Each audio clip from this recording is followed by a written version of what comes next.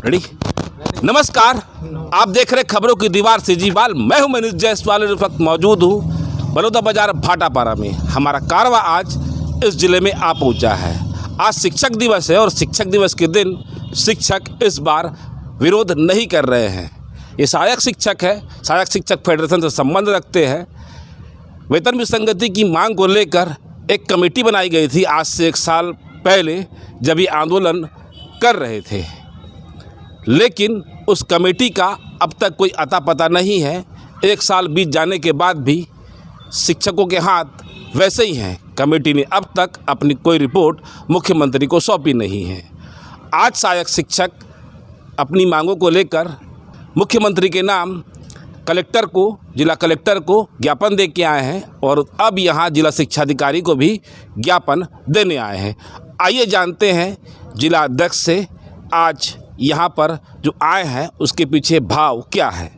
तो आपका नाम सर बताइए पहले। जी, कोमल प्रसाद साहू, जिला अध्यक्ष बलौदा बाजार भाटापारा। आज यहाँ पर आप इतने सहायक शिक्षक इकट्ठा हुए हैं, इसका भाव क्या है? सर, हम लोग सहायक शिक्षक पिछले 2013 से वेतन विसंगति से जूझ रहे हैं। इसके लिए पिछले वर्ष 2021 4 सितंबर को हमारे प्रांतीय पदाधिकारियों द्वारा मुख्यमंत्री महोदय से सीएम निवास में उनसे मुलाकात हुआ था। उसमें मुख्यमंत्री महोदय ने 90 दिन के लिए एक कमेटी बनाया था, जिसमें हमको आशा जगा था कि इस 90 दिवस के अंदर ऐसा कोई निर्णय आएगा शासन के द्वारा जिससे हमारा वेतन विसंगति दूर होगा। लेकिन साल भर बीत जाने के बाद भी आज 5 सितंबर साल भर पूरा हो गया, उसके बाद भी उस कमेटी के रिपोर्ट का अता पता नहीं है।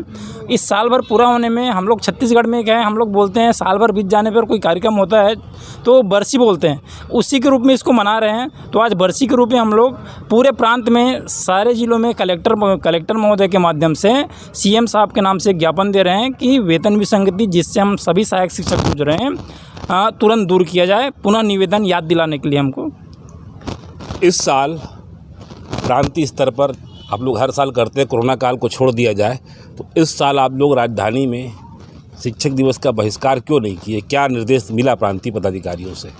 जी, अभी हम लोग डीए और एचआरए के लिए जो कर्मचारी अधिकारी फेडरेशन के तत्वावधान में अनिश्चितकालीन आंदोलन जो 22 अगस्त से अभी 2 सितंबर तक चला है, चूँकि उसमें हमारे सहायक शिक्षक साथी भी सहयोगी थी, हमारा फेडरेशन भी उसमें सहयोगी था।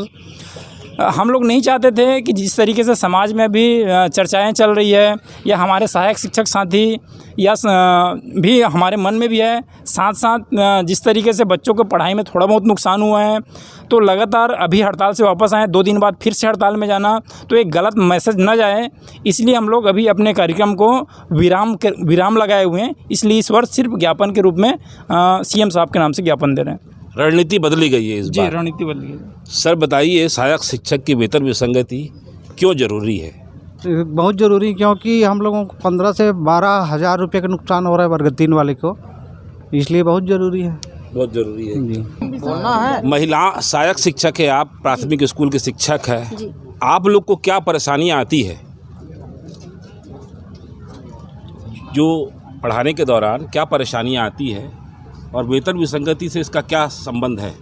सर, वेतन विसंगति से संबंध तो यही है कि देखिए, वर्ग 1 और वर्ग 2 में सिर्फ 4 से 5 हज़ार का अंतर है, लेकिन वर्ग 3 और वर्ग 2 में 10 से 15 हज़ार का अंतर है।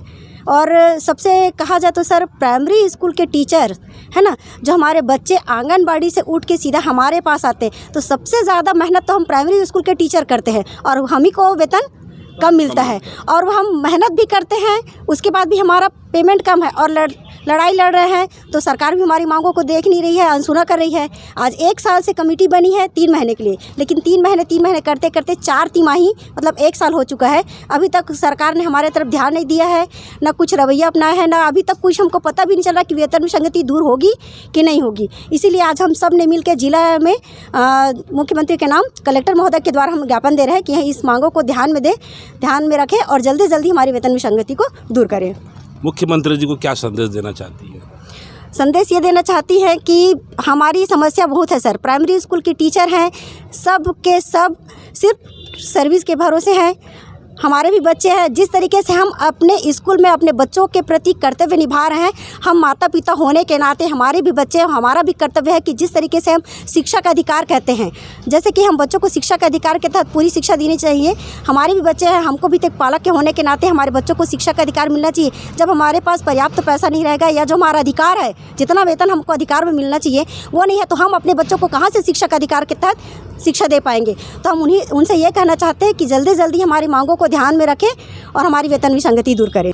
जब आपने कहा है कि 3 महीने के अंदर कमेटी बना करके 3 महीने के अंदर आपकी समस्या को मैं दूर कर दूंगा, ये कहा है, तो इस बारे में तिमाही करते 4 तिमाही हो गया। तो कृपया मुख्यमंत्री जी हमारी मांगों को ध्यान में रखें और जल्दी जल्दी हमारी समस्याओं का निराकरण करें। क्या लग रहा है, सरकार वेतन विसंगति दूर करेगी कि नहीं करेगी? भूपेश है तो भरोसा है कि नहीं है? बिल्कुल। 2018 में जब हमारी भूपेश सरकार जो है वो सत्ता में नहीं आए थे, तो ईदगाह भाटा मैदान रायपुर में आए थे और उन्होंने अपने मुंह से ही कहा था कि जब संविलियन हुआ तो उस समय जो वेतन निर्धारण हुआ था उसमें वर्ग 1 और 2 के साथ तो ठीक है, लेकिन वर्ग 3 वालों के साथ धोखा। क्योंकि हम लोग ज़मीन से जुड़े हुए हैं, प्राथमिक विद्यालय में पढ़ाते हैं, हर बात को अपने दिल से लेते हैं। हमने उस समय भूपेश जी के बात को भी दिल से लिया और सभी कर्मचारी एकमत होकर उनको सत्ता में बैठा दिया और ऐसे सत्ता में बैठाया कि वो छत्तीसगढ़ का मुख्यमंत्री बन गया। मुख्यमंत्री बने हुए लगभग 4 साल होने को है, लेकिन आज तक वह जो है अपने जो उस समय कहा था उस बात पर अमल नहीं किए हैं। जबकि हम लोग छत्तीसगढ़िया सबसे बढ़िया, हम लोग दिल के भी बढ़िया होते हैं। कोई अगर कुछ वादा करता है तो हम लोग पूरा आशान्वित होते हैं कि वो समय में पूरा करेगा, लेकिन 4 वर्ष हो गया, आप वादा दूर करना ही नहीं चाह रहे हैं। और कमेटी 1 वर्ष पहले बनाया था, 3 महीने में रिपोर्ट देगा बोले थे, लेकिन आज 1 वर्ष हो गया। हमें आपसे अभी भी उम्मीद है, देर से आए दुरुस्त आए। हम इस चैनल के माध्यम से यही कहना चाहेंगे कि सम्माननीय मुख्यमंत्री जी, अब तो आपने जो उस समय कहा था उसको पूरा करके दिखाइए और अभी भी हम लोग आशान्वित हैं कि आपने जो कहा था वो पूरा करेंगे और हम लोगों का जो वेतन विसंगति है उन्हें दूर करेंगे। साथ ही एक और कहना चाहूँगा मैं कि ये जो वेतन विसंगति की पीड़ा है, ये हम हर वक्त कांटे की तरह चुभता रहता है।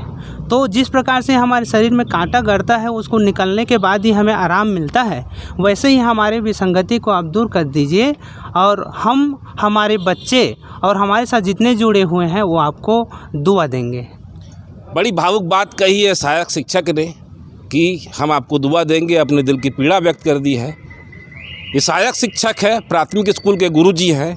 ये उन बच्चों को पढ़ाते हैं जो आंगनबाड़ी से निकल कर आते हैं और क ख ग लिखना पढ़ना यही सिखाते हैं। बहुत मेहनत करना पड़ता है, ग्रामीण क्षेत्रों से आते हैं। ग्रामीण क्षेत्रों के अधिकांश पालक अपने बच्चों को शायद ज़्यादा समय भी नहीं दे पाते, जैसा इनसे चर्चा में बात सामने आई है। उसके बाद भी ये शिक्षक शिक्षा की लौ जगाते रहते हैं। आज शिक्षक दिवस है और ये राष्ट्र निर्माता है। इनके बारे में आज तरह तरह की बातें कही जाएंगी, इनकी तारीफ़ें की जाएंगी, इनका गुणगान किया जाएगा, लेकिन इनकी समस्या पर कोई ध्यान नहीं दिया जाएगा। ये बीते 4 साल से आंदोलन कर रहे हैं। इनका आंदोलन पहली बार नहीं हो रहा है। पूर्व की सरकार, डॉक्टर रमन सिंह की सरकार के कार्यकाल में संविलियन के बाद भी इन्होंने शिक्षक दिवस के दिन ऐसा ही आंदोलन किया था, रायपुर में धिक्कार रैली निकाली थी। तो ये इस सरकार के खिलाफ नहीं है, पूर्व की सरकार के खिलाफ भी रैली निकाल चुके हैं, आंदोलन कर चुके हैं। अभी सहायक शिक्षक है, इनकी संख्या प्रदेश में सबसे अधिक है। इनकी मांगे भी इनके हिसाब से जायज़ है, तथ्य भी इनके पास है, प्रमाण भी इनके पास है। सरकारों को बस निर्णय लेना है। अब निर्णय कब आता है, कमेटी का पिटारा कब खुलता है, यह तो वक्त बताएगा। आज बस इतना ही। हमारी खबर अगर आपको अच्छी लगे तो लाइक, सब्सक्राइब, शेयर ज़रूर करें। बलौदाबाजार भाटापारा जिले से मनीष जायसवाल की एक रिपोर्ट। धन्यवाद।